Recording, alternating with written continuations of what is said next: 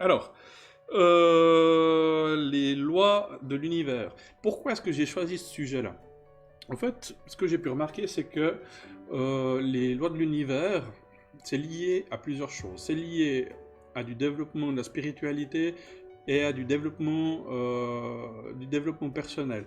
En fin de compte, je prends ça pour des lois qui sont pionnières, des lois de base, et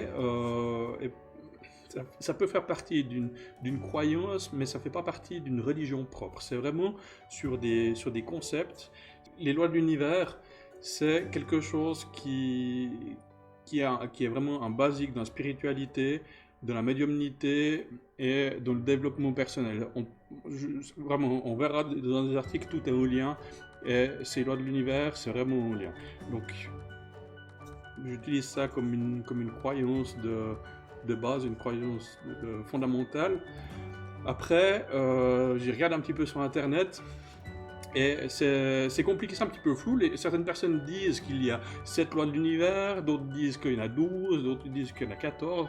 En fin de compte, euh, j'en sais pas grand-chose, mais ce que je trouve intéressant, c'est de les décortiquer et puis de voir. Il y en a certaines qui sont similaires, je pense que c'est pour ça aussi que les gens font des amalgames, alors qu'il y a des petites nuances, font des amalgames entre 12 et 14, etc. On s'en fiche, en fin de compte, on va les prendre, on va les prendre les unes après les autres, regardez combien de temps ça prend, et peut-être qu'on fera les 12 aujourd'hui, ou sinon j'ai prévu une autre date, dans 2 semaines, pour faire ce qui restera, on verra, et puis si on fait les 12 aujourd'hui, eh ben, on fera un autre thème pour la semaine prochaine. Vous pouvez mettre dans les commentaires s'il y a des thèmes que vous voulez traiter. J'avais eu dernièrement, ça sera bientôt une que je vais faire, c'est le lien entre la géobiologie et puis le mégalithisme. Parce que c'est vrai que il y a ça peut paraître très lointain, mais en fait les liens sont très proches entre cette géobiologie et puis les mégalithes qu'on trouve dans nos forêts. Donc ça sera le thème qui sera le prochain momie sur les dates ou bien un thème qui sera voilà, développé. Ok, je prends une petite goutte, mais la gorge sèche. Voilà. Donc, la loi numéro 1, c'est l'unicité du créateur. Donc cette loi, elle nous dit que la source de toute chose de l'univers est unique. Que l'univers tout entier a une seule et même origine que l'on appelle communément Dieu, la divinité, la source, la lumière, l'être, peu importe son nom en fin de compte, parce que ce qu'on se rend compte, c'est qu'au travers des religions, des croyances, on arrive tous au même endroit avec, à un moment donné, une entité, on va dire, un Dieu, un créateur, une lumière, une source, voilà, quelque chose de créateur. Et ça, c'est l'unicité, c'est-à-dire que tout est un, en fin de compte. À partir de tout ce qui est création, en fin de compte, c'est une chose, quoi, c'est plein de choses qui font partie d'une unicité que d'une seule chose. Donc il y a après, bien sûr, le concept de dualité, trinité, etc. Mais vraiment, la loi basique numéro 1, c'est que tout est en lien. C'est l'unicité du créateur. Tout est en lien. Ensuite, dans la loi numéro 2, tout vibre dans l'univers. C'est la loi de la vibration. La loi de la vibration, on avait vu dans certains jeux bio live, j'avais expliqué comme quoi tout était fréquence et vibration. Donc nous sommes des fréquences et nous vibrons à, à certains taux qu'on peut calculer. Les médiums peuvent adapter leurs fréquences et leurs vibrations pour pouvoir les monter. Les entités et les autres choses les autres entités, les autres énergies peuvent aussi les abaisser. Et du coup, c'est ce qui nous permet de pouvoir faire des communications avec un monde invisible. Un petit peu farfelu, mais là on rentre directement dans le sujet. Et en fin de compte, c'est ce qui est intéressant et c'est ce qui explique cette communication. C'est que vu qu'on parle du monde invisible, mais au même titre que le Bluetooth, que le micro-ondes, que le Wi-Fi, tout ça c'est des ondes, et donc des fréquences et des vibrations. Nous on ne les voit pas, mais ça ne veut pas dire que personne ne les voit, ou que les animaux ne les voient pas. Ça ne veut pas dire ça veut pas dire non plus qu'elles n'existent pas. Donc on a conscience de ces fréquences et de ces vibrations, on les utilise, mais on ne les voit pas. Alors pourquoi est-ce que dans le monde invisible, ça serait différent? Pourquoi est-ce qu'on ne pourrait pas dire qu'on ne les voit pas, mais aussi les utiliser? Voilà. Donc, dans les croyances de la fréquence et de la vibration, personnellement, je pense que nous avons les moyens de pouvoir augmenter nos fréquences et nos taux vibratoires à certains niveaux, et que les objets, les personnes, les choses, tout ce qui nous entoure possède aussi une fréquence et des vibrations, et qu'il est possible qu'elles s'abaissent ou qu'elles s'augmentent pour pouvoir justement s'adapter et faire cette communication. Voilà. Donc, la loi de la vibration, si je lis l'article, c'est que tout vibre de l'univers, qu'en faisant un grand raccourci, tout reçoit de l'énergie et tout émet de l'énergie. Donc, les êtres humains, les animaux, les minéraux, les végétaux, les objets, les lieux, absolument tout est une énergie avec une fréquence et une vibration. L'énergie, elle circule dans toute chose. Cette énergie qui circule, on peut aussi nous en servir ou nous en desservir en fonction de si elle est positive ou négative. Alors dans le positif et le négatif, il y a la polarité. C'est vrai que on ne peut pas parler forcément de négatif, ça ne va pas vibrer au moins, ça va vibrer plus bas, ou ça va vibrer moins fort. On peut le voir pour les personnes qui ont un peu de lecture avec Patrick Bernsteinas, qui est un alchimiste. Lui, il parle de trame. Donc si on veut bien, on possède trois trames, une trame qui est verticale, qui fait un signe de vague, une trame qui est horizontale et frontale, une trame qui part sur le côté, comme ça aussi, et puis une trame qui est verticale qui descend. Et tout ça, en fin de compte, ça crée notre bulle. Vous savez l'expression t'es dans ma bulle ou des choses comme ça? C'est cette vibration c'est cette bulle, c'est ces vibrations, c'est ces fréquences qui font qu'on se sent bien ou pas bien. Et puis, quand on est malade ou qu'on est négatif, qu'on ne se sent pas bien, etc., ben, ces vibrations, elles se font plus lentes ou bien ces fréquences se font plus basses et du coup, on est moins bien. On appelle ça aussi l'aura. Je pense que vous connaissez les principes des corps spirituels, corps énergétiques, des auras. Ben, tout ça, en fait, c'est un lien. Donc, on retombe sur la loi de l'unicité, c'est que tout est un. Voilà. Ensuite, cette énergie, voilà, ça c'est bon, j'ai fait le tour. J'ai vu qu'il y avait un petit passage dans l'article que je lis qui dit attention aux valeurs d'énergie. Les valeurs d'énergie, on pourra le traiter dans le GeoBioLive numéro 7, sauf erreur, c'est sur les protections énergétiques et les nettoyages. Je vois déjà les questions arriver. Hein. Voilà. Hop, une petite gorgée pour temporiser un petit peu. Puis il fait vraiment sec dans cette cave. Hein. Ok.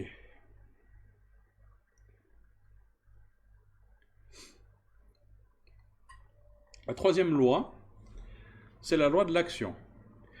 La loi de l'action dit que l'action est mère de tout ce qui se produit. D'ailleurs, dans l'univers, rien n'est figé, tout est constamment en mouvement. On peut tirer de cette loi que tout ce qui est le fruit d'une action. Vous avez peut-être vu le film qui s'appelle L'effet papillon. Ben, on est en plein là-dedans, à part que c'est la théorie du chaos, l'effet papillon. Mais la pensée, c'est-à-dire que, comment expliquer? La pensée n'a pas d'égal à l'action. Seules les personnes qui agissent dans la direction de leurs objets connaissent la réussite. Ah ouais, pardon. L'effet papillon, c'est un article qui est un petit peu plus loin.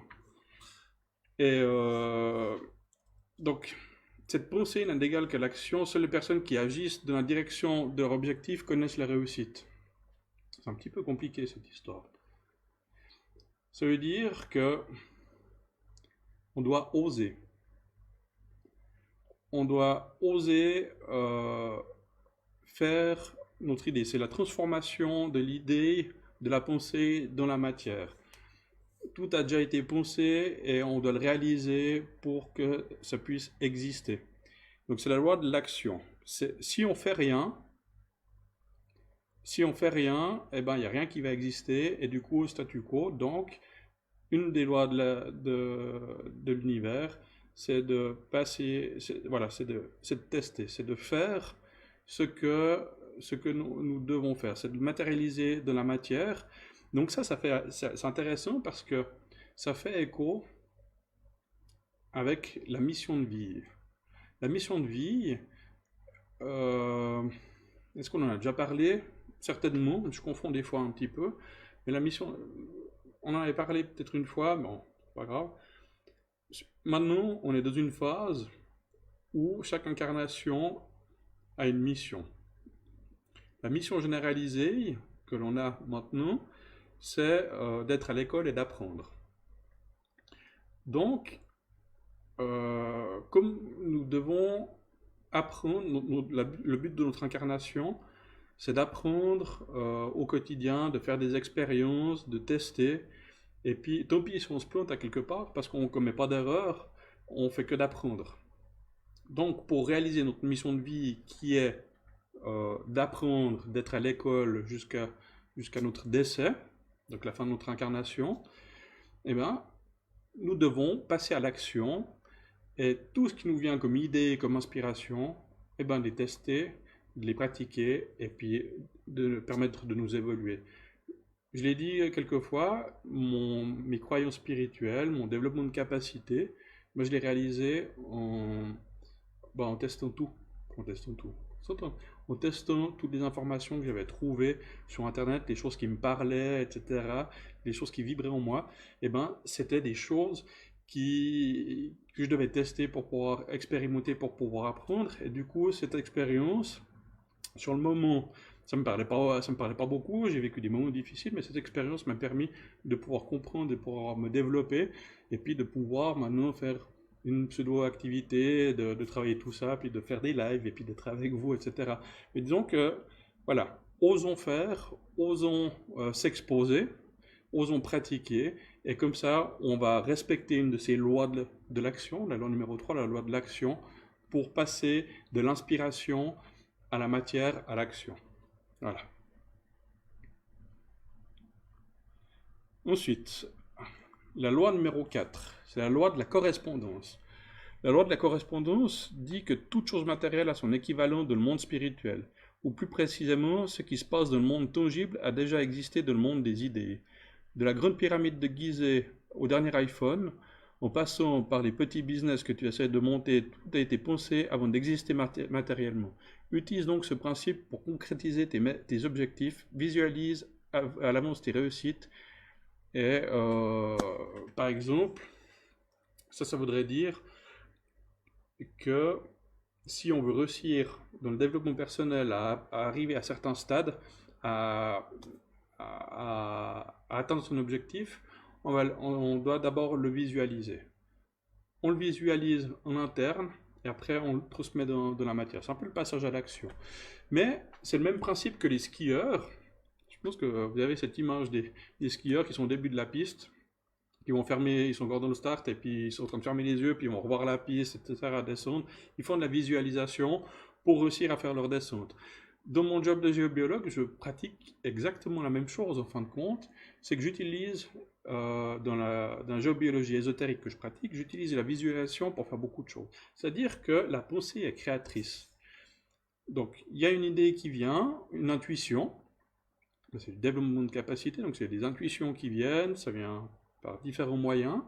Et cette intuition, cette pensée, on va la transmettre dans la matière par la visualisation. Parce que typiquement, quand je fais des harmonisations de maison et qu'il y a de l'eau qui est souterraine, je mets une couverture. Je mets une couverture d'une certaine couleur dans le sous-sol et puis je la mets bien partout comme il faut, jusque dans tous les coins, etc. Et du coup, techniquement, c'est impossible de mettre une couverture pour isoler de l'eau, soulever la maison et puis isoler la maison de l'eau. Donc, je le fais par visualisation. Et cette visualisation permet de créer quelque chose qui est pas tangible, mais quelque chose qui existe, parce que après avoir fait cela, les gens se sentent mieux, il n'y a plus d'effet. À moins que ce soit un effet placebo, mais l'effet il est largement diminué. Donc voilà, la pensée créatrice, la correspondance. Ok. On continue. La loi numéro 5, c'est la loi de la causalité. La causalité, c'est la cause à effet. On nous dit que rien ne se produit par hasard en dehors des lois universelles. Absolument rien. Tout est l'action et réaction, et que les actions positives causent des résultats positifs et que les actions négatives causent des résultats négatifs. Par action, je veux dire action, parole, pensée. C'est la raison pour laquelle on doit faire attention à la façon dont on s'adresse aux personnes et à soi-même, à la direction que prennent les pensées ainsi que les actions que l'on mène. Ben, on pense positif, c'est du positif qui vient. On pense négatif, c'est du négatif qui vient. Voilà. Je crois que c'est le principe le plus clair. Salut Kevin, c'est la première chose que je vois, c'est Ludo qui picole. Eh ben, faut t'habituer mon garçon. Et du coup, c'est important dans ce monde-là. J'ai discuté avec beaucoup de personnes qui avaient de la difficulté de savoir le positif, le négatif, etc. Ben, expérience faite dans ma vie, quand je pensais glauque et que je pensais pas bien, ben, il n'y a que des choses pas bien qui arrivaient. Et puis quand je me suis mis à penser bien, ben, il y a des choses positives qui arrivaient. Et puis ben, ça fonctionne maintenant. C'est le truc qui est vraiment à la mode, c'est la pensée positive. Alors, je trouve que c'est un petit peu perché, mais si ça peut inspirer des personnes à penser positive, à se forcer à penser positif, ben, qu'elles le fassent parce que concrètement, ben, après avoir expérimenté, ben, ça fonctionne. Et ça fonctionne pour énormément de choses, que ce soit dans la santé, dans le stress, dans le travail, dans le financier. Les choses positives amènent le positif. Donc en fin de compte, on a le temps d'essayer hein, et de penser positif, tout va suivre hein, petit à petit. Voilà. Ensuite, la loi numéro 6, c'est la loi de la compensation. La loi de la compensation, elle nous rappelle qu'on l'on récupère d'une façon ou d'une autre tout ce que l'on donne. Argent, temps, amour, tout sera rendu. Ouais, ça, c'est un peu un principe d'évangile, si on veut bien. Tout sera rendu. Si tu veux en avoir plus dans la vie, il faut commencer d'abord par donner plus. Donc pour ce faire, il y a un formulaire pour donner des dons, etc. Donc du coup, donner plus, ça vous reviendra. Non, mais je plaisante, mais à quelque part. Quoi, non, je plaisante, mais pas. Il y a le formulaire de dons que j'ai mis en lien. Si vous voulez donner quelque chose pour soutenir CGE BioLive, eh bien c'est bienvenu parce que ça me permet de pouvoir développer cette activité que je fais. Mais mis à part ça, c'est un peu la pratique qui se passe dans les églises, c'est la pratique qui se passe dans beaucoup de tribus avec les offrandes aussi. Hein. Là, je parlais financier, mais ça peut être d'autres choses. Ça peut être donner de l'amour autour de nous. Tout l'amour qu'on va donner va nous revenir aussi, va nous revenir. Et puis, il y a, je crois, dans le gros bouquin, c'est marqué donne et Dieu te le rendra. Voilà, c'est un principe c'est une preuve comme quoi c'est vraiment un principe qui est de base, c'est que c'est la compensation. Pour pouvoir recevoir, on doit te donner. Je crois que dans le bouddhisme, dans le bouddhisme, c'est quelque chose qui est très inculqué avec toutes ces offrandes. En fin de compte, on voit que les gens ils sont heureux de pouvoir donner, c'est la joie de pouvoir apporter, de pouvoir donner quand ils donnent aux moines. Et puis les moines, ils amènent des choses en échange. Et du coup, la loi de la compensation, elle travaille vraiment sur cet effet de dématérialisation des gens. Donc les gens n'ont plus d'attache au matériel. Ça veut dire que si on a une chose, si l'on possède une chose et que le lendemain on ne l'a plus pour X ou Y raison, cette chose ne devrait pas nous manquer. Et si on le donne, le fait de donner, c'est vraiment un cadeau. Et à quelque part, on se prive de quelque chose qui ne va pas nous manquer. Et on sait que de toute façon, il y aura une compensation qui sera faite. Il y aura un retour de manivelle, si on veut bien. Voilà, donc du coup, la loi de la compensation, c'est un concept qui est vraiment très intéressant parce que ça fonctionne bien aussi. Hein. On se dématérialise, on transmet des choses, on donne de soi, on donne de l'amour. Si on donne de l'amour, on a de l'amour en retour. Si on donne de la haine, on aura difficilement de l'amour en retour. Donc c'est un peu ce principe-là de la loi de la compensation qui est vraiment très intéressant. Et parce que justement, le retour, il se fait au général aussi beaucoup plus gros. Alors bien sûr, il ne faut pas le faire dans un but de ah ben je donne ça et puis ça va revenir beaucoup plus fort. C'est vraiment avec sincérité, on les leurre pas, hein, toute l'équipe là en haut.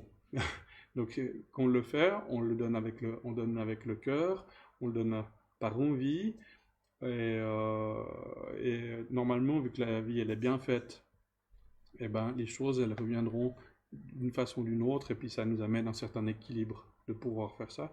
J'ai testé de faire ça, et puis même des choses qui n'ont pas de valeur ou des choses qui ont beaucoup de valeur, ben c'est vrai que c'est à chaque fois un bon moment. Typiquement, il y a quelques années, quand je faisais un petit peu plus de moto que maintenant, on avait fait une journée où on faisait les free hugs. Donc c'est ces câlins qu'on donne gratuitement. Et c'était vraiment une journée qui m'avait marqué parce que j'avais pas bien compris le concept. Et puis je débarquais à Lausanne avec mes affaires de moto, mon casque, etc. Et donc c'était il y a 15 ans en arrière. Et je débarquais avec mes affaires comme ça. Puis on était avec des petits panneaux, free hugs, câlins à donner. Et puis je pensais que c'était moi qui allais donner des câlins. Et en fin de compte, les retours que j'ai eus des personnes, c'était juste énorme. Le nombre de personnes qui sont venues faire des câlins et tout ça, tout cet amour qu'on a pu recevoir cette journée-là, on peut juste donner, ben, c'est quelque chose qui m'a marqué et que c'était vraiment très, très fort et très, très intense. Je crois que Kevin, tu étais là pour les Free Hugs. Ouais, exactement. On était une petite équipe. Et du coup, je sais pas si Kevin, toi, ça t'a marqué aussi la même chose, mais moi, j'avais vraiment trouvé que c'était vraiment très fort. Quand on donnait quelque chose qui était gratuit, qui n'avait pas de valeur, si on veut bien synthétique, mais tout ce qu'on avait reçu en retour, de la part des grands-mamans, des messieurs et tout ça, qui d'un coup, ils marchaient, puis tac, ils se tournaient, puis ils venaient, puis ils nous serraient dans les bras, ils faisaient un câlin. J'avais vraiment trouvé ça très très fort. Et je pense que c'est un bon exemple pour cette loi de l'univers, cette compensation. Ouais. Voilà. Puis à tester l'expérience des free hugs, c'est vraiment. On reçoit beaucoup plus que ce qu'on donne en fin de compte. Et c'est vraiment très fort. Ensuite, la loi de l'attraction. Je prends une petite gorgée. Voilà.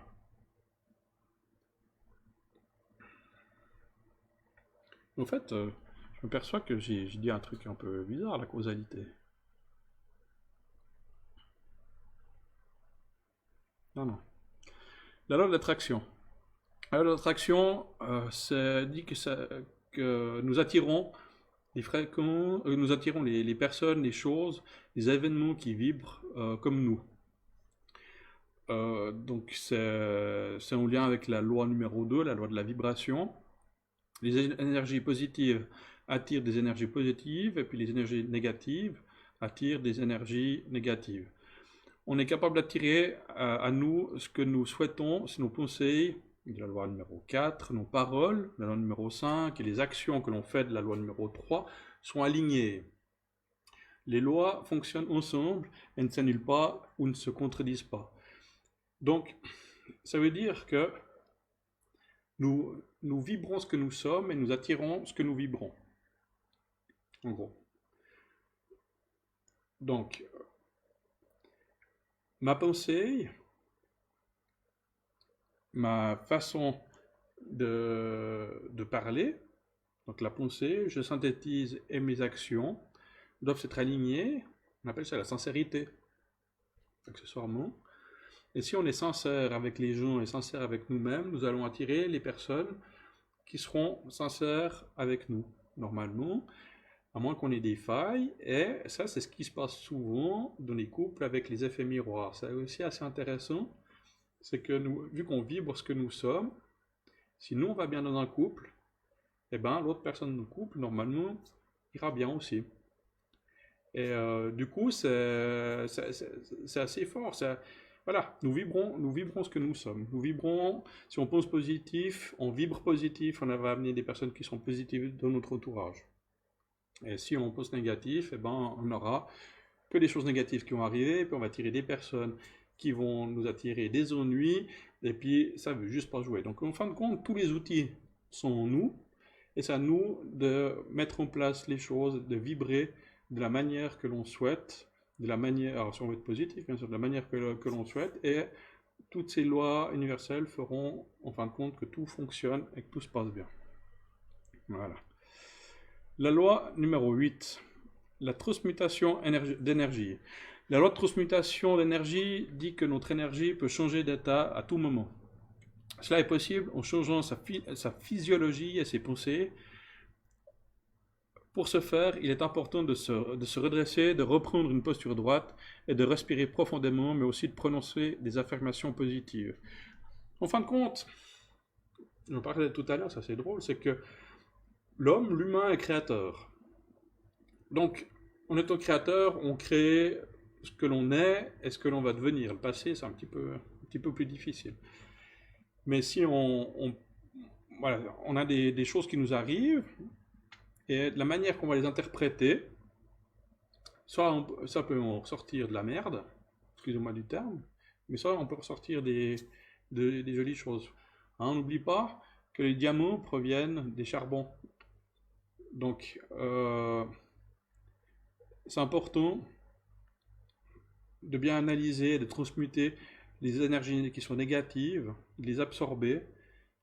Ouais, de les absorber peut-être pas, mais de réussir à transmuter les choses qui sont pas bien, et ben de les rendre bien. Donc, c'est ce qu'on dit, de toujours voir le positif.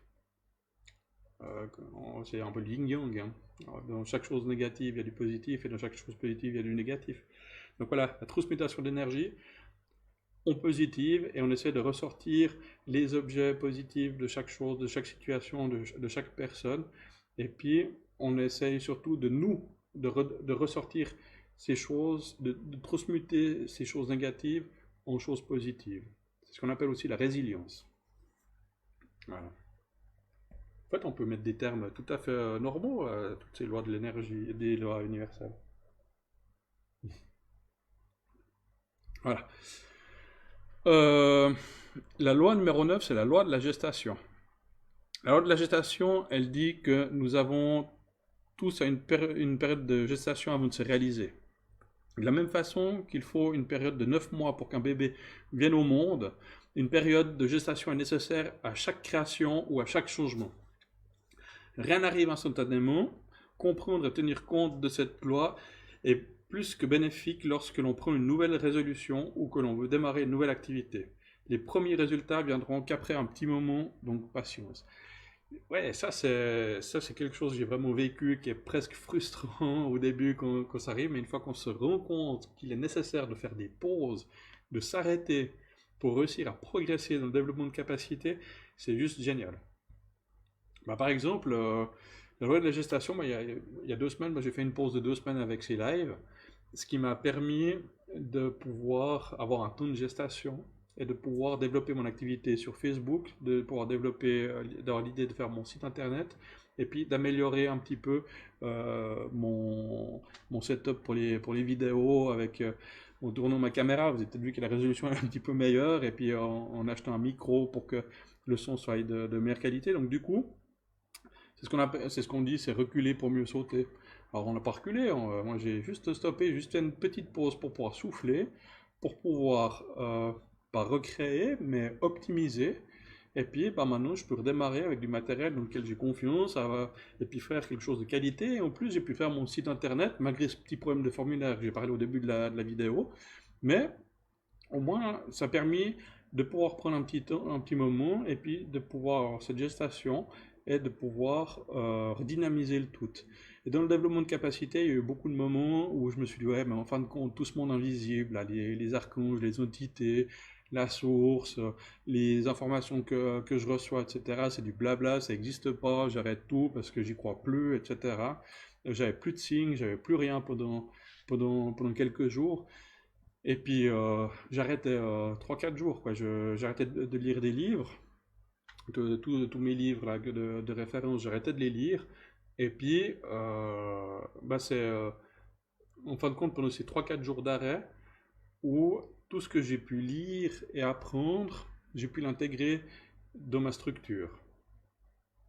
Ce temps de gestation m'a permis d'intégrer les informations dans ma structure. Et du coup, c'était vraiment le fait de faire une pause et de comprendre, mais c'est des choses bêtes, hein, de juste faire une pause avec le pendule que j'essayais d'appréhender, mais de le mettre dans ma poche. Puis du coup, je le mettais dans ma poche, et puis pendant 3-4 jours, je ne le touchais plus, je l'avais juste dans ma poche. Puis le jour où je l'ai ressorti, ben, mon pendule il répondait à toutes les informations que je demandais. J'avais réussi à retrouver les conventions, etc. Tout avait été beaucoup plus facile. Donc cette loi 9 de la gestation, elle est vraiment très très très importante. Permettez-vous de faire des pauses. Osez faire des pauses. C'est pas parce que vous arrêtez pendant un jour dans le développement de capacité ou bien dans le monde spirituel qu'il y a tout qui va retomber puis que ça va plus exister. Moi, ma pause, elle a duré à peu près, elle a duré 17 ans, 18 ans ma pause, hein. Donc quand j'étais gamin et tout ça, puis après j'ai stoppé à 17 ans et puis j'ai recommencé à 34, 35 ans, donc j'ai une pause de 17, 18 ans. Donc du coup, voilà, rien n'est perdu et puis et tout reprend et puis ça revient derrière. Donc permettez-vous de ralentir et de faire une pause. Et puis d'y aller tranquille. Voilà. Maintenant, j'arrive à la loi numéro 10, la loi de la relativité. La loi de la relativité, elle nous dit que tout est relatif. C'est-à-dire que l'on peut avoir une vue différente d'une chose lorsqu'elle est comparée à une autre. Utilise cette loi pour surmonter tes épreuves car ta souffrance te paraît grande, mais elle est sûrement plus petite qu'une autre. Le plus important n'est pas le problème, mais le regard qu'on lui porte dessus. Euh, ouais, ça c'est super intéressant. Je vais le relire pour l'intégrer un petit peu. Donc la loi de relativité nous dit que tout est relatif. Ouais. C'est-à-dire que l'on peut avoir une vue différente d'une chose lorsqu'elle est comparée à une autre. Donc ça veut dire que ouais, c'est l'élément de comparaison que l'on fait de nous-mêmes sur la projection d'autre chose. En fin de compte, c'est dire que les choses sont pas si graves, tout dépend de ce que l'on compare. Euh, Ces derniers temps, je discute avec des gens qui me disent ouais, mais toi tu reçois des messages, toi tu es beaucoup plus avancé sur le chemin, des choses comme ça. Et tout dépend à quoi on compare. Moi, je reçois certains messages comme ça, j'ai l'intuition qui est développée, mais ça ne veut pas dire que j'ai plein de choses qui me manquent, j'ai plein d'outils que j'ai pas. Typiquement, la lecture d'aura, par exemple, voir les couleurs de l'aura, ben, je suis strictement incapable. Et c'est pour ça que je pense qu'avec la théorie de la relativité, et puis cette théorie de l'ère du Verseau maintenant, que les choses sont en train de changer, qu'on n'est plus dans un système pyramidal hiérarchique, où il y a un chef avec des goûts, quoi, il y a un chef avec des personnes qui sont dessous, mais qu'on est plus dans un système qui est horizontal, où chacun peut profiter des compétences des autres, ou peut compléter les carences des autres par ses propres compétences. On est plus dans ce système d'échange, et du coup, c'est pas parce que je reçois ci ou même parce que je suis plus avancé sur ce sujet-là que la personne qui a l'impression qui est désavantagée ou qui n'est pas autant avancée ne l'est pas sur autre chose. Donc on est vraiment dans un système de relativité. Attention à ce que nous on compare et attention à qui nous nous comparons parce qu'en fin de compte on a souvent une mauvaise appréciation de nous-mêmes parce qu'on se compare à quelqu'un qu'on a l'impression qui est meilleur, qui est plus ci et plus ça, mais en fin de compte on sera peut-être meilleur sur certaines choses que l'autre personne. Donc, tout est relatif. On prend du recul sur les situations et puis on fait très attention à ces comparaisons parce que dès qu'on compare, on émet un jugement et puis quand il y a un jugement, ben, on focalise sur quelque chose et puis en fin de compte, ça mène rien quoi. Donc on peut être triste, mais il y aura toujours quelque part quelqu'un qui sera beaucoup plus triste que nous, ou bien on peut être riche, mais à quelque part, à un endroit, il y a toujours quelqu'un qui sera beaucoup plus riche. Et puis si c'est la personne la plus riche du monde, hein, au niveau matériel, ça ne sera pas forcément la personne la plus riche d'émotions, de choses et d'entourage, etc. J'avais lu une petite photo sur Facebook que je trouvais que je trouvais très intéressante, c'était marqué que quelqu'un qui est riche ne possède que de l'argent. Et je trouvais ça assez profond parce qu'en fin de compte, c'est vrai que, voilà, cool, on a beaucoup d'argent, on a beaucoup de choses, mais en fin de compte, c'est que des billets et que la vraie richesse, eh ben, c'est l'entourage, c'est les émotions, c'est ce que l'on partage. Et voilà, à quelque part, j'ai pas envie d'être riche de billets, j'ai envie d'être riche de plein d'autres choses, mais être riche de billets, ça fait juste que aider un petit peu. Mais cessons de se focaliser sur cette matière parce il y a vraiment beaucoup plus de choses à offrir que juste cet aspect matériel. Voilà. Alors Jessica, qu'est-ce que tu dis? C'est comme pour développer un muscle, il faut toujours faire du repos entre les séances de musculation. Je pense que tu parles de la théorie de la gestation. Et ouais, je pense que c'est juste, regarde, tu vois, je fais toujours entre deux bières, je fais toujours une petite pause à quelque part, ça repose bien mon muscle. Donc je rigole, mais c'est vrai, c'est que si on veut toujours prendre un peu de muscle, etc., on doit se reposer, on doit laisser le muscle se reposer, on doit laisser respecter les choses, les temps de repos. D'ailleurs, je crois qu'il y a une loi qui s'appelle la temporalité ou le rythme, voilà, le rythme. Mais c'est la loi numéro 12, là on va faire la loi numéro 11, c'est la loi de la polarité. Je crois que c'est ma loi préférée, vu que je travaille beaucoup avec les polarités, puis à chaque fois que j'explique les choses, c'est toujours en polarité, en dualité. Donc la loi de la polarité dit que tout a un contraire. Ce n'est pas... Ouais, alors, là où cela est intéressant, c'est lorsque l'on rentre dans le domaine des désirs, des rêves. Cette loi, elle est associée à la loi de l'attraction. Donc là, ces lois, elles sont bien séparées, mais elles sont toutes elles sont toutes en lien. Voilà, comme la loi numéro 1. Elles sont toutes en lien. Donc, pour la polarité, cette loi de la polarité, elle est en lien avec la loi de l'attraction, qui nous dit que si on formule mal nos désirs, on risque d'attirer le contraire dans notre vie. Par exemple, il est beaucoup plus profitable de dire je veux réussir que de dire je ne veux surtout pas perdre. Même si pour toi cela veut dire la même chose, ton cerveau, lui, ne comprend pas la négation. C'est la raison pour laquelle nous devons nous focaliser sur les choses positives. Ah ouais, alors ça c'est super intéressant. C'est un très bon exercice au niveau du développement personnel, c'est cesser de parler avec des négations. Les négations, ça amène des blocages, et puis en même temps, le cerveau, il va comprendre la négation, il va mettre des blocages si on parle tout le temps en je ne devrais pas, ou bien, voilà, avec les négations, on va pas faire des cours de français maintenant, mais en mettant des je ne devrais pas, ben, ou bien on se dit, ah mais je vais pas y arriver, ben, se dire je vais y arriver, ben, du coup ça amène une énergie qui est quand même bien différente. Et du coup, je vais y arriver, ça amène de la motivation. Je ne vais pas y arriver, ou voilà, c'est pas très bon. Et l'exercice que j'ai commencé à faire, c'était il y a 4 ans, c'était de cesser de parler avec des négations. Donc je le fais beaucoup par écrit, parce que par écrit, ben, moi j'ai une mémoire qui est un peu plus visuelle, et du coup par écrit c'est facile de voir quand il y a un petit N apostrophe ou bien un pas. Et dans le principe de la pensée positive, de la loi d'attraction, enlever ces négations qui nous polluent l'esprit, nous amène à un sentiment de flux et de déblocage, d'énergie positive, et tout est beaucoup plus fluide, en fin de compte, qu'on arrête de travailler avec ces négations. Mais c'est la même chose avec le que ou les mots comme ça. Et puis même quand on écrit, quand je rédige des mails, j'essaie d'éviter de mettre ces négations. Et je me rends compte que tout est beaucoup plus riche. Donc même pour des choses qui sont négatives, le fait d'écrire, j'essaie de faire des exercices sans négation, le fait d'écrire sans ces négations permet de laisser un message avec une meilleure impression, et ça va aussi permettre de faire passer un message de manière beaucoup plus positive, même pour dire quelque chose de désagréable. Voilà. Donc c'est une loi qui est très importante, et puis c'est un bon exercice à réaliser de se dire aujourd'hui, eh ben, je fais mon mail sans négation.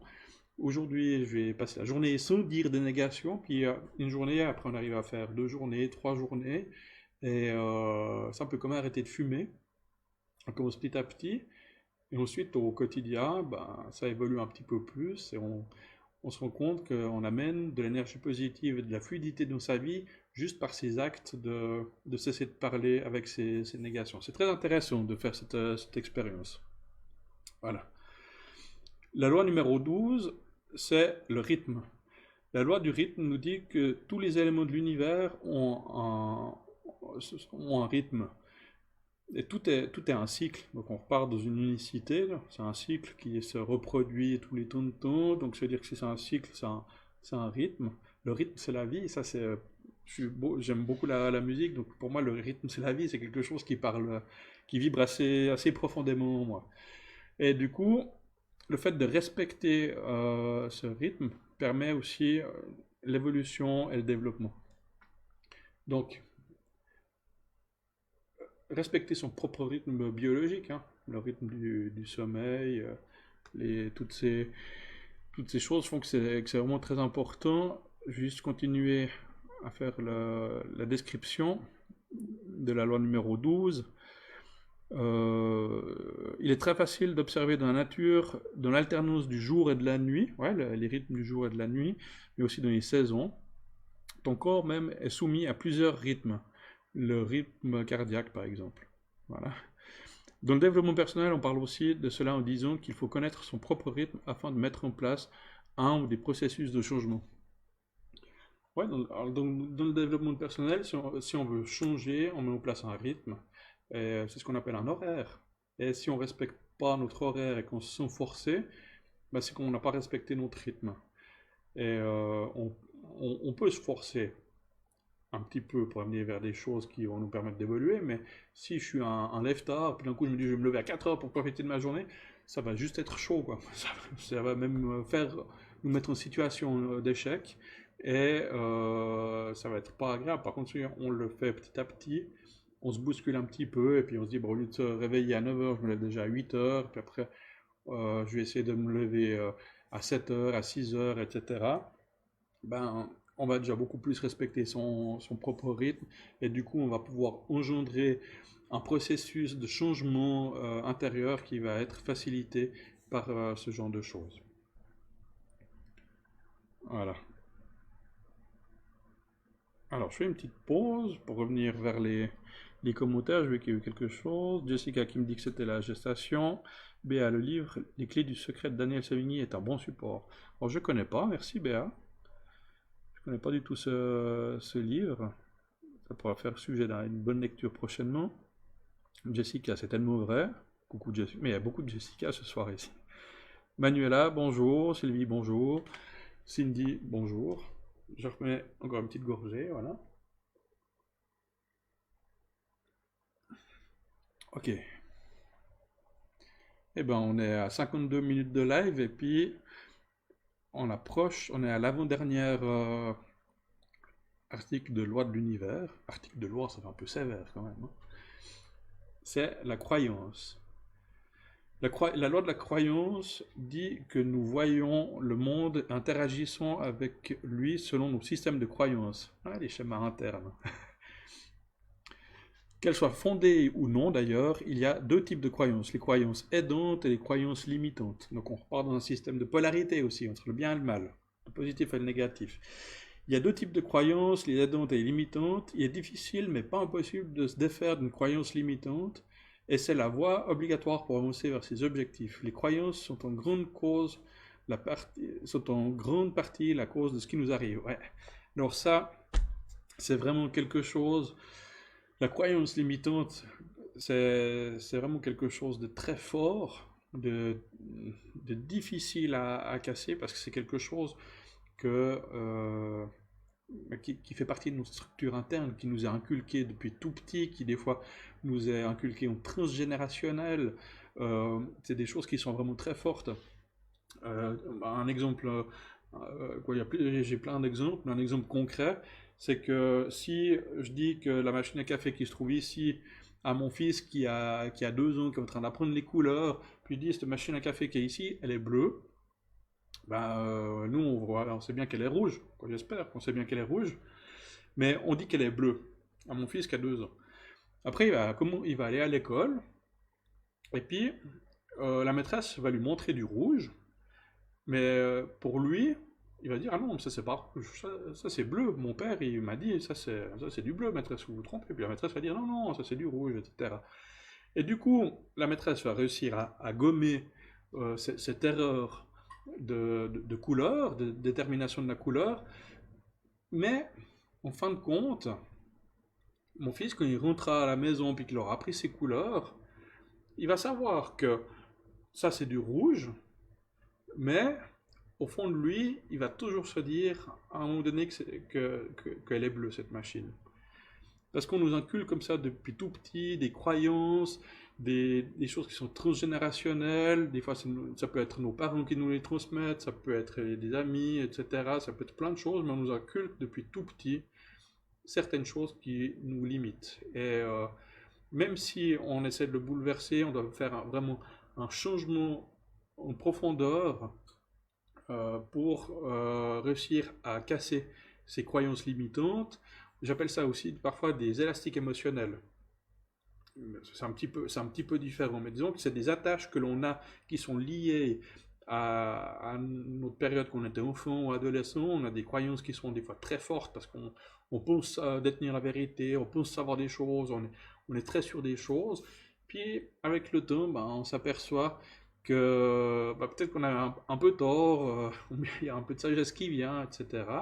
Mais au fond de nous, ça reste quand même inculqué. Puis quand il y a une situation qui arrive, on se voit, alors c'est bon, je vais prendre un petit peu plus cool, mais il y a quand même quelque chose en nous qui, qui vibre et puis qui nous fait que c'est pas très très clair.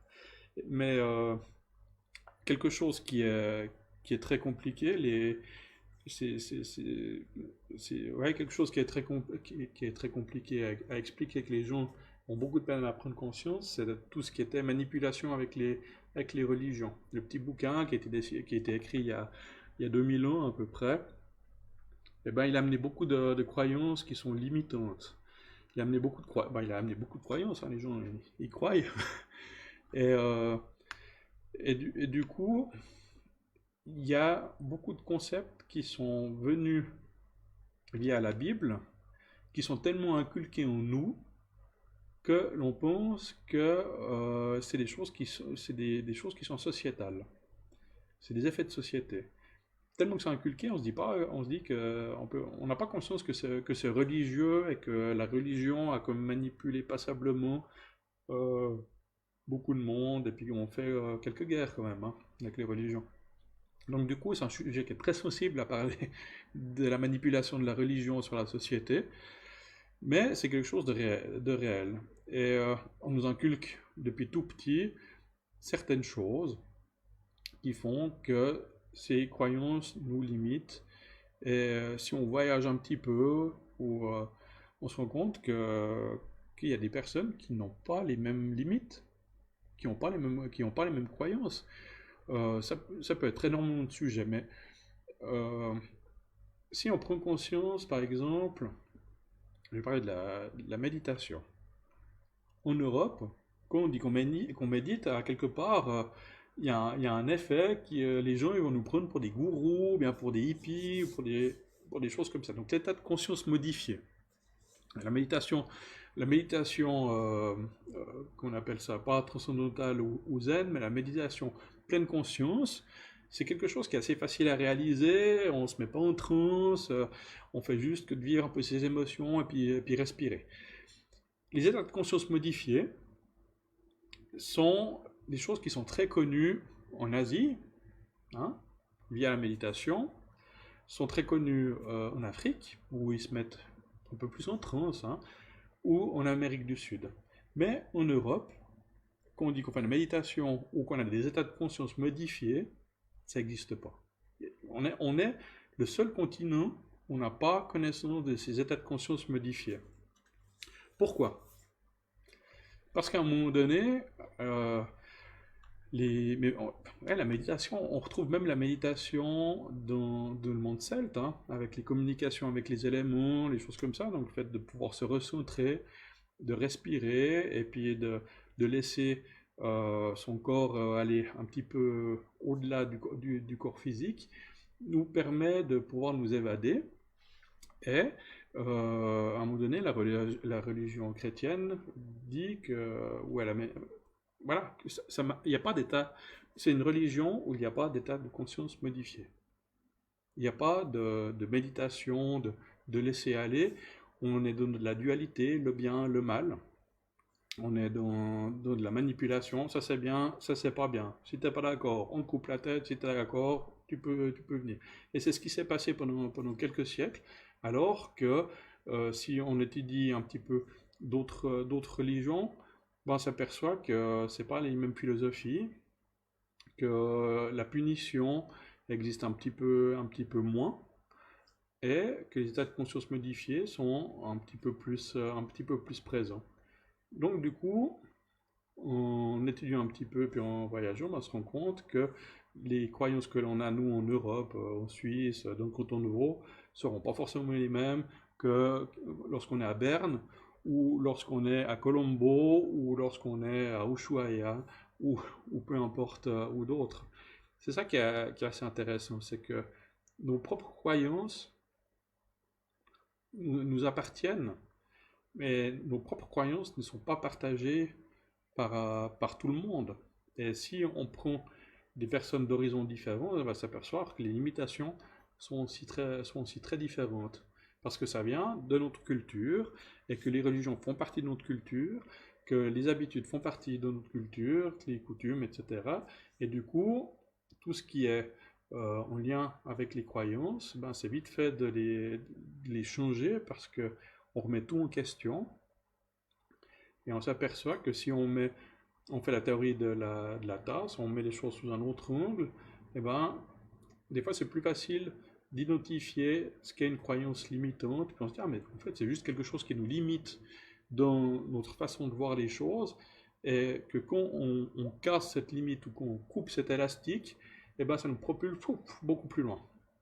Et ça c'est vraiment très intéressant de réussir quand on a un blocage émotionnel, d'identifier quelle est la source de cette croyance, pourquoi est-ce que cette croyance est autant attachée en nous, pourquoi est-ce que ça vibre comme ça aussi fort, d'où est-ce que ça vient, hein, identification de la source, d'où est-ce que ça vient, et puis après, tac, une fois qu'on a identifié, on se dit, ah mais c'est qu'une croyance limitante, quoi. C'est un truc qui est en moi, ça vient de là, ok, j'ai réussi à identifier, maintenant cette croyance, ben, je la laisse partir.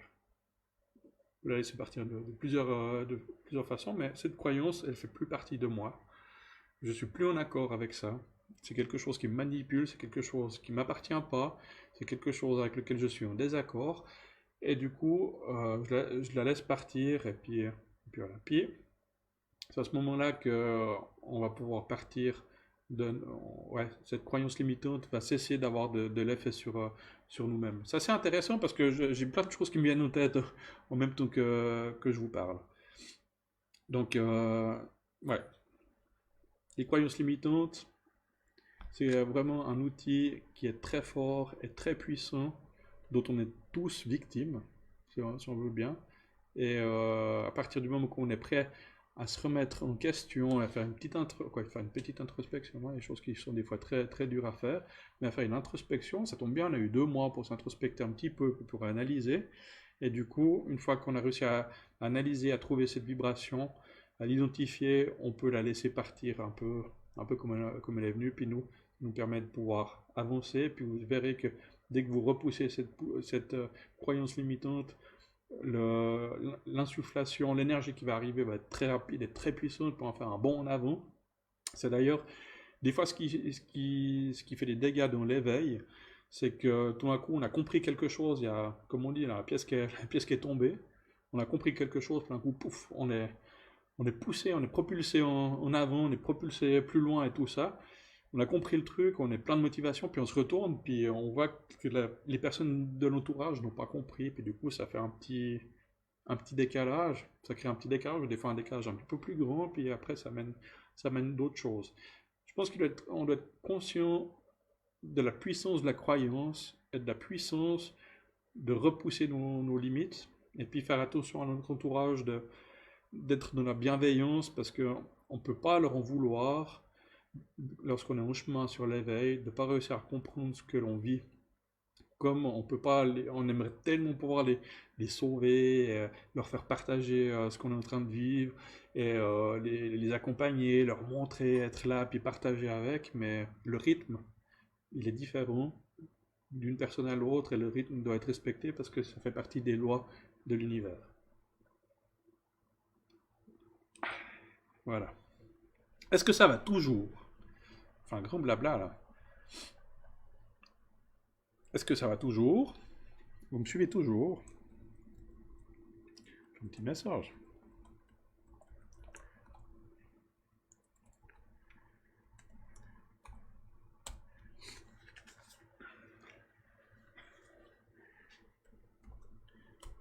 fait, vous êtes tous endormis, quoi. Ou bien il n'y a plus de connexion. Ça, c'est aussi possible, hein. Et bonsoir, Cathy. Enfin, un petit message, bonsoir. Voilà. On va arriver sur la dernière loi, la 14e. Tous ce live, comme usuellement, j'ai envie de dire, maintenant, je vais le mettre sur YouTube prochainement. Je vais faire juste un petit montage, couper deux, trois choses, et puis ensuite, euh, je vais le monter sur YouTube, et puis je partagerai le lien, comme ça, si vous n'avez pas eu le temps de voir ce live de ce soir, ben, vous aurez bien sûr la possibilité de pouvoir le revoir après sur YouTube, et vous pourrez le retrouver aussi sur mon site internet, entrelesmondes.net.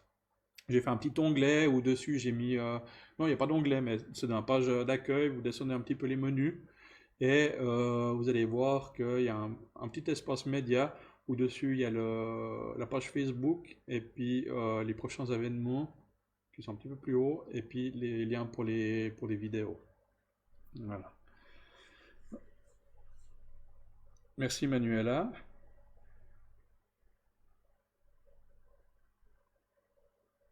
Alors, je m'arrête juste avant de faire la dernière loi du numéro 14. Je vois que Vanny Cathy me dit qu'elle est fibromyalgique, diabète, hypertension, dépression. Avez-vous de la bonne huile de massage? Euh, je suis désolé, Vanny Cathy. Je suis désolé, c'est vraiment quelque chose que je pratique pas. Je ne suis pas dans les huiles de massage, je ne pratique pas de massage, et je ne fais pas d'huile, je fais de la géobiologie, donc c'est de la médecine de la maison, et je fais de l'accompagnement de personnes et du développement personnel et de l'accompagnement spirituel. Donc c'est du blabla en fin de compte. C'est de la discussion que je fais pour pouvoir recentrer les personnes sur elles-mêmes et puis leur permettre de repousser un peu, de pousser un peu plus loin leurs croyances et puis de débloquer, de faire des déblocages émotionnels.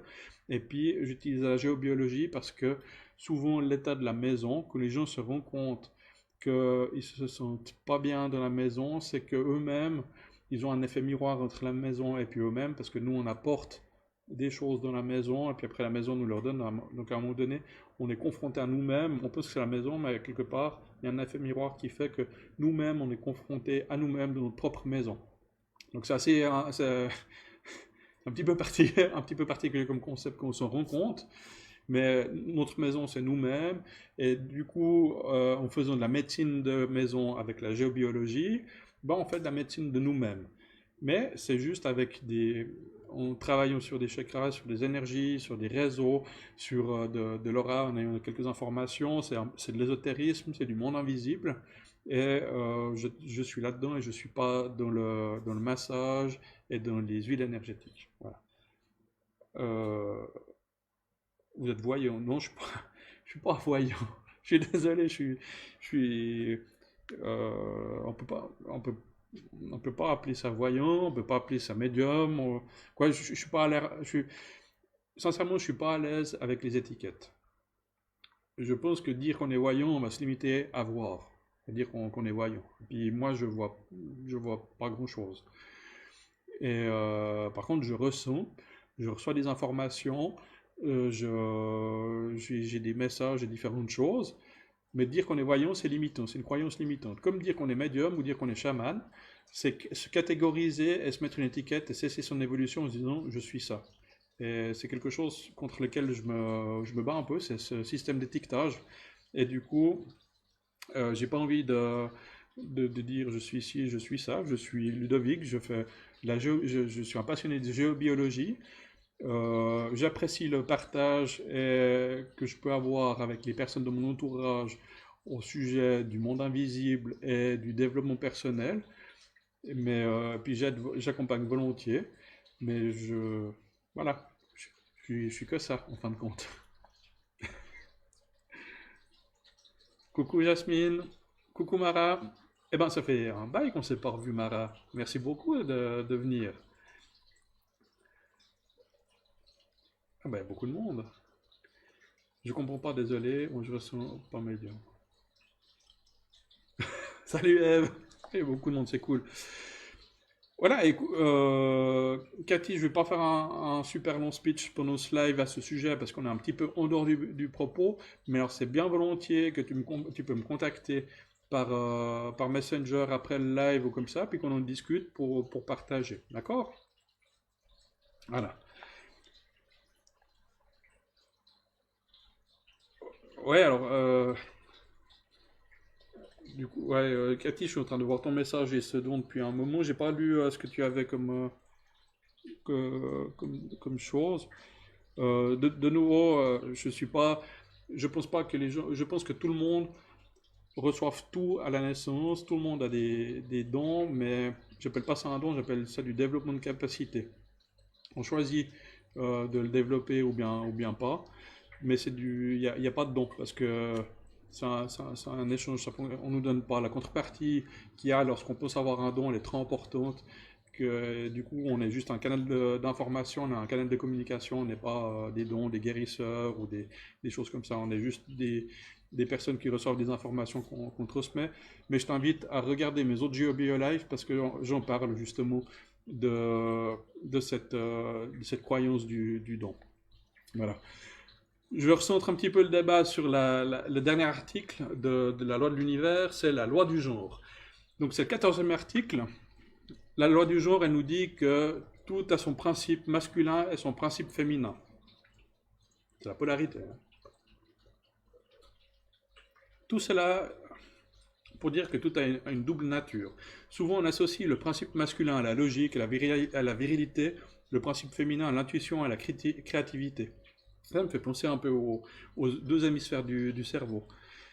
C'est le cas aussi pour le cerveau droit. Voilà. Et le cerveau gauche, donc le cerveau droit, c'est intuitif, le cerveau gauche, c'est la logique. Il ne s'agit pas d'en mettre un en avant plus qu'un autre, mais de pouvoir utiliser les deux. Ouais.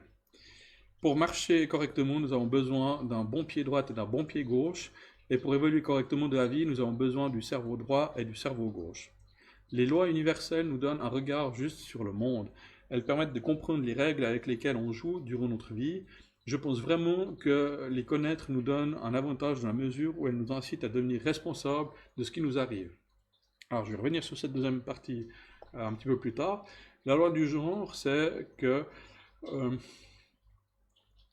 ça, c'est très intéressant parce que dans la médiumnité, dans le développement de la spiritualité, euh, en étant, ben, je suis un homme, j'ai une sensibilité, et du coup, c'était super compliqué d'assumer cette sensibilité parce que moi, je mettais ça en lien avec le côté féminin que j'ai en moi, et puis du coup, vu que je suis un peu costaud et puis un peu barbu, j'étais ouba, et je me suis rendu compte que c'est en fin de compte, donc moi, j'étais beaucoup dans le masculin, féminin, ça c'est mâle, ça c'est femelle. Puis en fin de compte, je me suis rendu compte que si je commence à accepter ma part de sensibilité, d'intuition, que j'amenais ça pour mon côté féminin et que j'interprétais ça comme une faiblesse, quelque part, vu que c'était la femme faible, etc. Ben, à partir du moment où j'ai accepté cette sensibilité, cette intuition et ce côté féminin, et ben, je me suis rendu compte que c'était une réelle force. Et c'est ça qui m'a permis d'arriver à avoir un certain équilibre de vie, c'est de pouvoir faire la balance entre le masculin et le féminin, puis arrêter de vouloir être l'homme ou bas, et d'accepter ma part de féminité, si on peut appeler ça de la féminité, parce qu'en fin de compte, avoir de l'intuition et être un peu sensible, c'est juste ce que je suis depuis la naissance, c'est ce que j'ai développé au fur et à mesure des années, même si j'ai fait des pauses, etc. Et en acceptant toutes ces choses, même si c'est genré, eh ben, c'est ces choses qui font que je suis moi. Et moi, Ludo. Et voilà, donc c'est euh, c'est vraiment devenu une force. Et dans le monde spirituel, dans l'éveil, dans la médiumnité, on n'est pas beaucoup de mal. Parce que c'est difficile pour un homme de pouvoir avouer et accepter son côté que on pense qui est en lien avec la femme, la petite femme fragile, alors qu'on se trompe en fin de compte complètement. Et donc du coup, je pense que plus les personnes vont partir sur de l'introspection et vont arrêter de dire mâle, femelle, etc., et plus on va pouvoir accepter ce que l'on est, et de plus en plus il y aura d'hommes qui vont pouvoir accepter ces deux parts et se mettre sur le chemin de l'éveil, et puis devenir médium, s'accepter, s'éveiller, etc. Devenir médium, c'est un gros mot aussi, hein. Mais s'accepter, puis aller de l'avant et comprendre un petit peu mieux les choses. Ça, c'est vraiment très intéressant, ce côté, cette polarité masculine, parce qu'un des premiers articles que j'avais fait sur la page d'Entre les mondes, c'était à propos du passage d'âme avec une polarité masculine. J'avais suivi une séance qui était de Sybille Gentil, qui travaille pour... Quoi, elle travaille pas, c'est son cabinet, le Passage des Anges, qui avait fait une conférence sur le passage d'âme. Et je m'étais retrouvé, quand j'étais allé là-bas, c'était passionnant parce que c'était vraiment le, un élément déclencheur de ma vie pour accepter ce que je suis. Et en tout cas, pour me rendre compte que je ne suis pas tout seul, en fin de compte, à vivre ce que je vivais à ce moment-là. Et du coup, en écoutant son parcours de vie, je me suis rendu compte qu'on a beaucoup de similitudes, mais que par notre genre, on avait un point de vue, pas un point de vue, mais une vision de voir les choses qui était un peu différente. Et du coup, suite à ça, bah, c'était le premier article, je crois bien que c'est le premier article que j'ai fait, que je vous invite à lire, hein. Vous pouvez le retrouver sur ma page Facebook Entre les mondes, dans la section articles. C'était vraiment quelque chose qui m'avait marqué parce que, surtout si vous êtes un mâle, et puis qu'on se rende compte que il y a cette sensibilité, cette polarité, etc., peut-être que ça va vous permettre de, ouais, c'est un peu présomptueux, mais de comprendre et d'accepter ce côté sensible, féminin, intuitif, créatif, qu'on a un mâle ou bas, on a de la peine à accepter. Et du coup, je pense qu'on a des polarités masculines et féminines, mais que on vit les mêmes choses. Et le fait de savoir que l'on vit les mêmes choses permet d'accepter ces deux polarités, ces deux genres, et puis de s'accepter nous-mêmes. Puis une fois qu'on aura compris ça, ça sera déjà une super bonne chose. Voilà. Je fais juste une petite pause avant de partir sur le dernier chapitre pour voir les commentaires.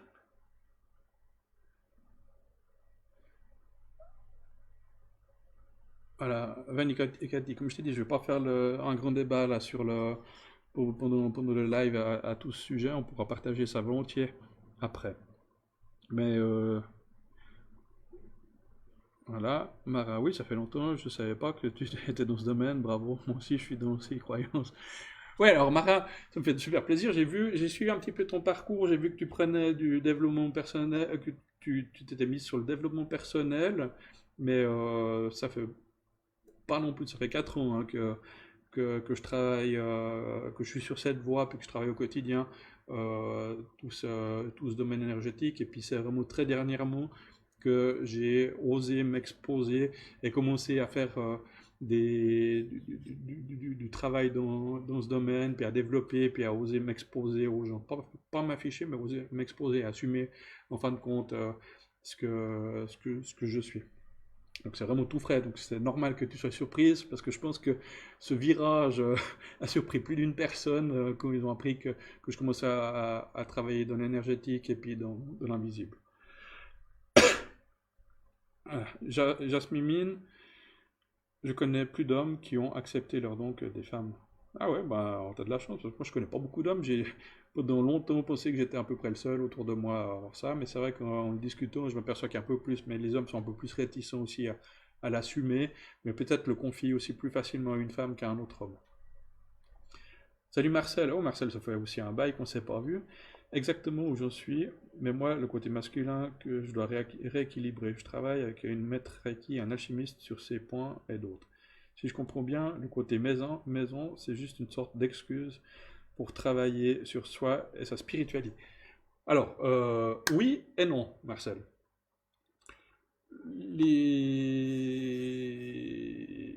On parle du travail cosmotellurique de la maison, où il y a des phénomènes qui font comme quoi la personne qui est dedans devient sensible ou développe sa sensibilité. Donc il y a un réel travail que l'on peut faire sur la maison pour que la personne qui y habite se sente mieux à l'intérieur. Mais c'est effectivement, c'est un lien, c'est pas une excuse, c'est une cause à effet. D'accord? Donc, on est sur un chemin de vie, on développe certaines choses, on y travaille, on développe ses capacités, etc. Tout d'un coup, on se rend compte, bah, surtout après une période de confinement comme on a vu, on a eu un petit peu de temps pour s'introspecter et puis se mettre sur le canapé, puis se rendre compte que je suis mieux sur cette place-là du canapé que sur celle-là, là. Voilà. Ça, c'est typiquement un truc que les gens, ils m'ont contacté, ils m'ont dit, ouais, tu peux venir voir un petit peu les réseaux telluriques, etc. Donc, ça, à un moment donné, les gens, ils ont fait une introspection. Donc, du coup, ils augmentent leur taux vibratoire, si on veut bien, leur fréquence, et ils deviennent un petit peu plus sensibles.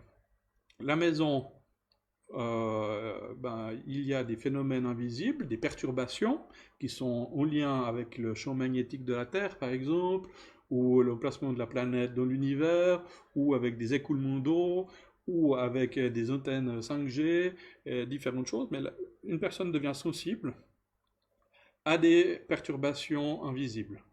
Et en travaillant, ben, en fait, ouais, une fois de plus, c'est en lien. Tu travailles sur toi, ça va travailler sur la maison va travailler, quoi, tu travailles sur toi, la maison, elle est ce qu'elle est, les choses bougent, la maison va travailler aussi à quelque part, et du coup, la maison va agir un peu en miroir de toi, à quelque part, c'est pas vraiment le bon terme, miroir, mais vous allez être interconnecté entre la maison et la personne qui habite dedans. Donc, c'est pas une excuse, c'est vraiment une cause à effet. Et puis, en venant harmoniser la maison, les énergies, ben déjà, ça va permettre à la personne qui est à l'intérieur de pouvoir un peu moins focaliser sur son ressenti qu'elle a de la maison, donc de pouvoir se libérer l'esprit et puis retrouver continuer son chemin. Mais c'est vrai que souvent, c'est en lien avec l'éveil spirituel. Des gens qui n'ont pas de croyance au monde invisible ne vont pas demander à un géobiologue de venir harmoniser l'équilibre énergétique de sa maison. Donc c'est un lien, mais c'est pas une excuse. Mais par contre, ça donne une bonne excuse pour travailler sur sa spiritualité, ça c'est vrai. Salut Jessica, bonne soirée, merci d'être venue. Salut Mara, bonne soirée. Tu peux retrouver si jamais la fin du live sur YouTube. Ouais, bah Marcel, ouais, pas de souci, mais j'espère que ouais, je pense qu'on parlait plus ou moins de la même chose. Voilà. Et maintenant, je vais juste. Bah, ça fait quoi? 1h20 qu'on est ensemble, ça passe super vite. Je vais lire le dernier petit point. Les lois universelles nous donnent un regard sur le monde, un regard juste sur le monde. Elles permettent de comprendre les règles avec lesquelles on joue durant notre vie. Je pense vraiment que les connaître nous donne un avantage dans la mesure où elles nous incitent à devenir responsables de ce qui nous arrive. Prends le temps de les relire et note sur une feuille tes observations pour chacune d'entre elles afin de t'en imprégner. Donc, comme je l'ai dit au début du live, ces lois universelles, c'est vraiment des lois de base, des lois de fond qui sont à suivre, si vous y croyez, hein, qui vont vous permettre de vous développer, de comprendre les choses et d'amener du positif dans votre vie. Euh, Ça va vous permettre de comprendre un peu comment ça fonctionne autour de nous. Et surtout, là, je rebondis sur la phrase qui dit, dans la mesure où elle nous incite à devenir responsable de ce qui nous arrive. Donc ça, une nouvelle fois, l'homme est créateur de ce qui lui arrive. Vous voulez du positif, vous aspirez à faire quelque chose, à créer votre entreprise, à réaliser un voyage que vous avez envie. C'est vous seul qui avez tous les outils en vous pour pouvoir le créer. Cessez de compter sur les autres pour qu'ils le fassent à votre place ou des choses comme ça. C'est vous qui allez alimenter ce que vous allez devenir. Voilà. On a tous les outils en nous. Si on veut mieux comprendre ce qui nous arrive au niveau des dons, au niveau de la spiritualité, c'est nous qui devons le travailler. Et alors bien sûr qu'on va rencontrer des personnes de notre entourage, etc., qui va nous mettre sur les rails, mais ça appartient qu'à vous de vous développer et euh, de mettre en compte tout ce que vous avez envie de mettre en place. Donc vous êtes créateur de votre présent et de votre futur, vous avez tous les outils en vous pour pouvoir y arriver. C'est une histoire de confiance en soi en fin de compte. Et voilà. Et Si jamais sur Google, c'est assez bête, hein, mais sur Google, vous pouvez retrouver tous les articles des lois de l'univers, hein, vous tapez loi de l'univers. Là, je vais vous dire, je vais pomper sur le site qui s'appelle lapaixintérieure.com. Tout ce que je vous ai lu, c'est une page internet qui explique comme quoi, voilà, qui explique ça. Je l'ai fait 5 minutes avant de commencer le live, lapaixintérieure.com, puis on reprend les articles. Et je pense que ce sera intéressant une fois que le live est terminé, que d'ici deux jours, une fois que c'était peut-être un petit peu, une fois que c'est peut-être accepté par votre structure, de revenir sur cette page, de reprendre les articles, les 14 articles de la loi de l'univers, et puis de les mettre sur un bout de papier pour bien réussir à les comprendre, et puis à essayer de se développer. Je crois que je vais faire ça d'ailleurs, de tout revoir et tout ça, de garder à l'esprit ça, et puis de pouvoir justement comprendre tout ce qui est en lien. Ouais, ouais, cool. Je vais faire ça, ça peut être un bon exercice. Dites-moi si jamais vous avez, vous faites l'exercice et tout ça, je serais intéressé de voir si vous voyez des résultats. Étant donné que j'ai testé quand même pas mal ça, je sais qu'il y aura des résultats, donc je vous invite vraiment à essayer de mettre ça en place dans votre vie, parce que ça va vous amener du positif, et puis ça va être quelque chose de très très puissant. Voilà. Ève, tu détectes les dons chez les autres personnes. Écoute, Ève, je pense que tout le monde a ce que les gens appellent des dons. On est tous avec des capacités. Après, chaque personne les développe ou bien pas via le travail. Donc, je suis pas un gourou pour dire toi tu sais faire ci, toi tu sais faire ça. Je pense que c'est important de s'écouter soi-même. Et puis, tu trouveras ta réponse automatiquement.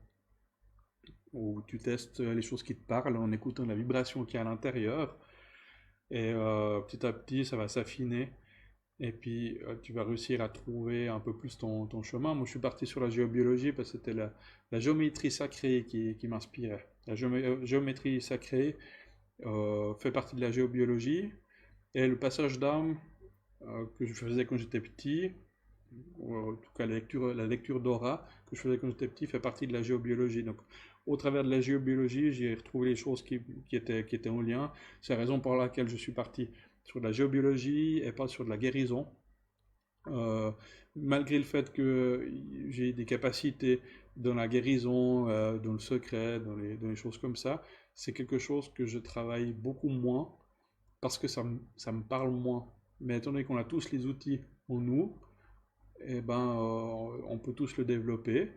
Mais moi, j'ai développé la géobiologie parce que c'est mon créneau, c'est le truc c'est le sujet dans lequel je suis le plus à l'aise, et puis qui me parle, et puis que c'est fluide quand je pratique ma géobiologie, qui est aussi un concept qui est très global parce qu'il y a beaucoup d'outils différents, c'est une source d'informations c'est un art, si on veut bien, qui englobe beaucoup de choses. Donc du coup, c'est cette généralité qui est en lien aussi avec le mégalithisme, puis avec les civilisations mégalithiques, qu'il y a entre la géobiologie et ces civilisations qui m'intéressent. Et donc, du coup, c'est ça qui me parle. C'est pour ça que je suis parti là-dedans. Donc, écoute simplement tes envies.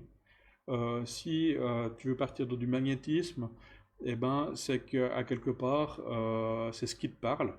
Et puis, si tu t'aperçois qu'en fin de compte, c'est pas le magnétisme qui te plaît, c'est les massages énergétiques, ou c'est les bols, bah,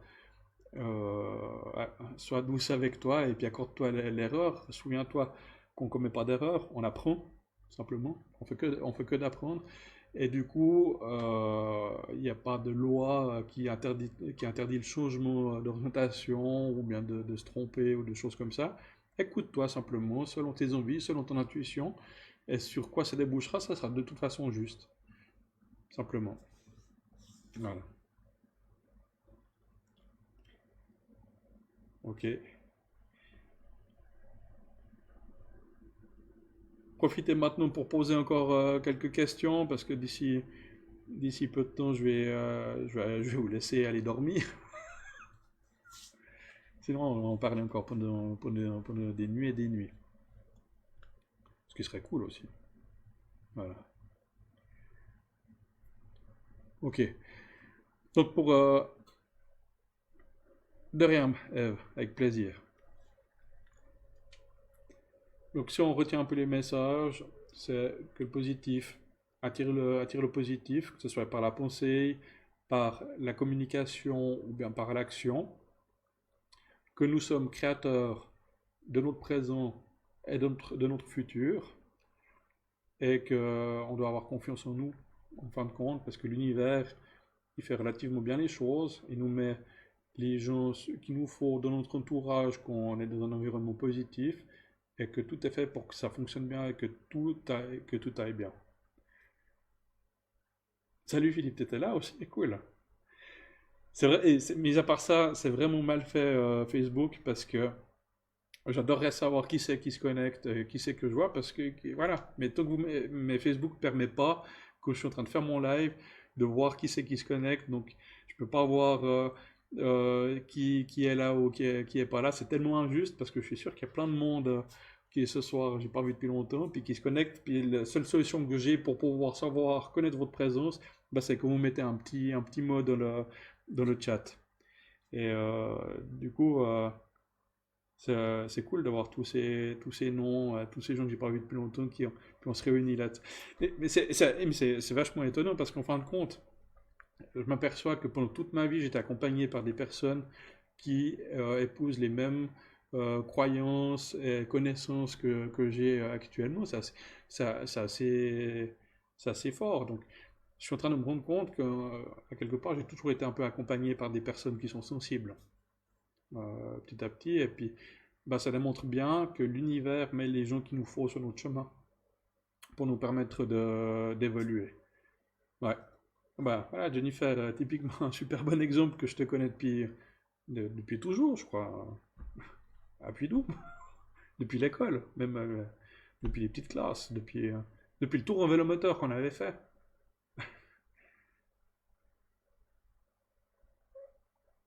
Ah, merci Jennifer. Je pense que tu connais l'existence de ma page YouTube si jamais tu veux voir le début. Avec, euh, avec plaisir aussi, Béa.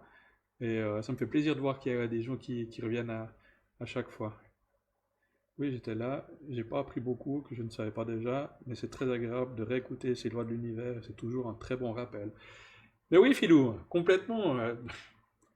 Je pense, c'est juste une relecture, on n'apprend pas forcément grand-chose. Hein. J'ai pas révolutionné la roue, j'amène juste une animation d'une soirée à quelque part pour, voilà, j'ai pas la présomption de pouvoir apporter la connaissance universelle dans tout, c'est juste passer un petit moment ensemble, et puis des fois de revoir des bases, ou bien de pouvoir amener certains éléments de réponse. J'essaie de répondre, en tout cas j'essaie de parler de manière globale aux gens, en essayant de rester le plus neutre et de respecter les croyances des gens, parce que j'ai des croyances qui sont assez directives, et puis un certain franc-parler. Et quand je fais ces lives, ben, j'essaie d'être dans une globalité, dans une généralité, mais en faisant passer mes arguments comme j'y arrive. Et puis, ben, je dois rester global, et puis je ne veux pas être non plus un gourou ou un je sais tout et tout ça. Donc, du coup, je pense que c'est tout à fait normal, surtout qu'avec les compétences que tu as, les connaissances que tu as, toute ton expérience, si j'avais réussi à t'apprendre quelque chose, j'aurais pu faire comme ça, hein, je crois. Mais bon, bref, on en rediscutera une autre fois. Julien, le lien YouTube, c'est... t'es sur ma page Entre les mondes. La chaîne YouTube s'appelle Entre les mondes TV. Le lien, on le trouve dans certaines de mes publications. Normalement, tu dois réussir à aller réussir à le trouver sur ma page Entre les mondes, ma page Facebook Entre les mondes. Et puis il y a un petit onglet YouTube qui envoie directement sur les vidéos de la chaîne YouTube. Ou sinon, tu vas sur mon site internet que je viens de lancer, qui s'appelle outrelemondes.net. Sur la page d'accueil, tu descends presque tout en bas, et puis dessus, j'ai mis les vidéos YouTube relatives. Ouais, Jennifer, le tour en vélomoteur, c'était quand on avait 14 ans. Hein. Ça remonte un petit peu. Merci Charlet, bonne soirée, et puis salutations à ton homme aussi. Voilà. Mais attends, je crois que je vais faire un petit peu plus facilement pour te répondre, Julien, je vais te mettre la vidéo, le lien comme ça. Voilà. Hop. Je vais essayer de faire une petite variante. Alors, voilà Julien. J'espère que ça fonctionne. Je mets directement dans les commentaires le lien de la chaîne YouTube. Comme ça, vous pouvez profiter pour aller liker ma chaîne YouTube. Hein? Voilà.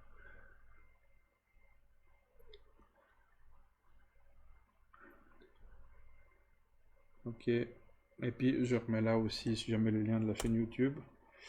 Le live de maintenant, il sera d'ici la fin de la semaine sur la chaîne YouTube, si jamais. Donc, faut juste me permettre me laisser le temps de faire le montage. Parce que deux, trois petits trucs que je coupe. Et puis après, je mets, dans ces prochains jours, je mettrai le lien sur la page Facebook. Et puis, ben, je vais faire un petit peu de publicité.